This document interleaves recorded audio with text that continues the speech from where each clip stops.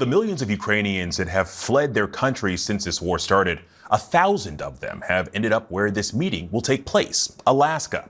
Our next guest, Zori Opanasevych, is the executive director of New Chance United Relief Program and has helped Ukrainian refugees relocate there.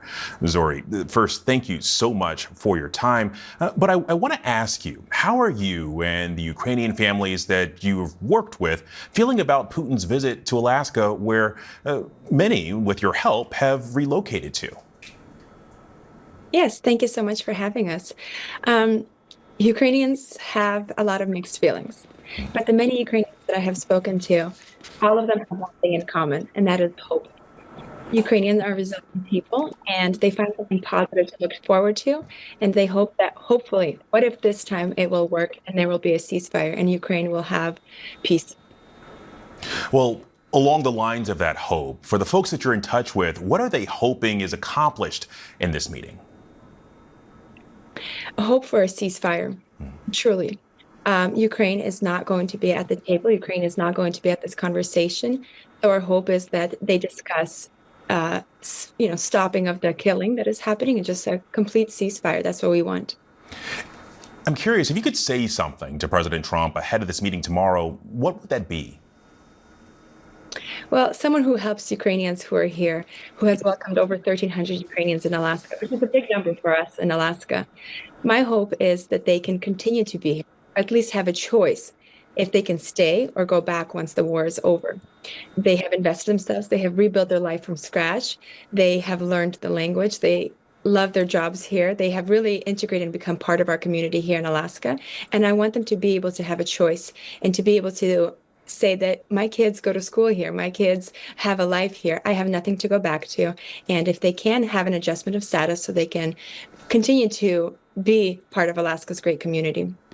Well, in Zori, not only is this summit impacting the Ukrainian community there in Alaska, but also knowing that their immigration status is right now in limbo. Immigration benefits for thousands of Ukrainians are still paused after the Trump administration made the decision to freeze programs like United for Ukraine. So I'm curious, how is the community feeling about this today?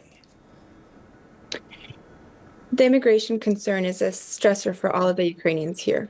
The Ukrainians that we helped, all of them have this humanitarian parole status that is not permanent, that is temporary. So Ukrainians have a lot of things that they have to worry about. First, their family in Ukraine who are sheltering every day, who are worried and they don't know if they'll be there tomorrow. And now they also have to worry about themselves. They don't have stability, but they are happy to be here and they want to have stability. So it's definitely a stressor that there's no immigration pathway forward. One other thing that I wanted to ask you about is why Alaska? There are a lot of places that you potentially could have settled on, throughout the country, but why there? Alaska is a welcoming place. We have great people in Alaska.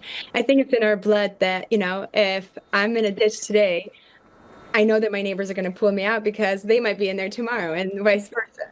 And we just have this about ourselves as Alaskans that we help one another.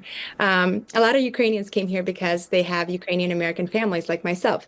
So extended family or friends who were in Alaska. That's how it initiated. And the word got spread about our program that we were able to help people find sponsors and assisting them to come here. And there was a group of just caring individuals, my team, who wanted to do something about the war, make a positive difference.